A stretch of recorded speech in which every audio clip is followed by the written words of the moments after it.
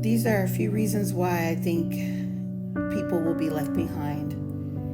So I'm going to go through a few verses of the Bible, Matthew 24, 42 through 44. Therefore be on the alert, for you do not know which day your Lord is coming.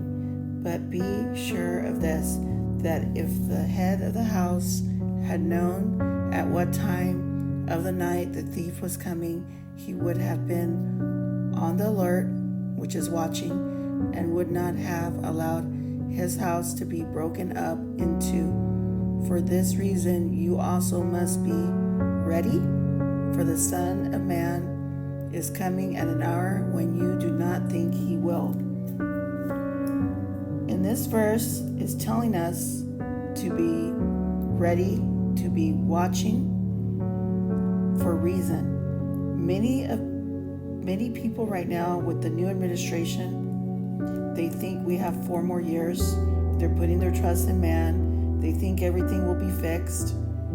They're under a major delusion, and they need to understand that putting trust in man is a very big sin. It will keep you from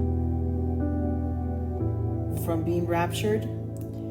It also says in Luke 21:36 to pray always, to be accounted worthy. That is for a reason, because you don't want to be left behind. Now, other verses talking about watching is Mark 13:34 through 37, Luke 12:35 through 48, and it does say to watch, therefore, to be on alert, to be vigilant for his coming at least 66 times in the Bible. The lukewarm church is very much in the flesh and not in the spirit, and that will cost them. I really hope they wake up and realize the times, the seasons, because the rapture is right at the door. I've been having a lot of my relatives and friends really attack me because they're in love with the world and they think they have time, and they're putting their trust in man and not in God. I have here Joshua 24:15, and if it seem evil unto you to serve the Lord, choose you this day whom you will serve, whether the gods which your fathers served that you were on the other side of the flood, Noah's flood, or the gods of the Amorites, in whose land ye dwell.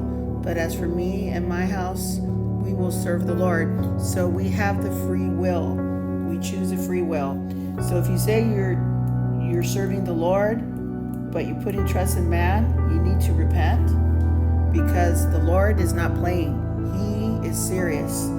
He is looking for a spot-free bride that's watching, ready. The Lord's not going to come to us. We have to choose the free will of watching, the free will of wanting him to come and to be worthy is to be watching, to want, to choose. If you're not watching, that means you're in love with the world, not in love with Jesus. So we have the free will. People don't realize how the free will can work and how they could be left behind if they're not watching. In this other verse, I have 1 John 2:15. It says, love not the world or anything in the world, but if anyone loves the world, the love for the Father is not in them. And I have verse 16 here. For all that is in the world, the lust of the flesh and the lust of the eyes and the pride of life is not of the Father, but is of the world. So many people are saying they're Christians, but they're in love with life and the world. You can't be. It's either or.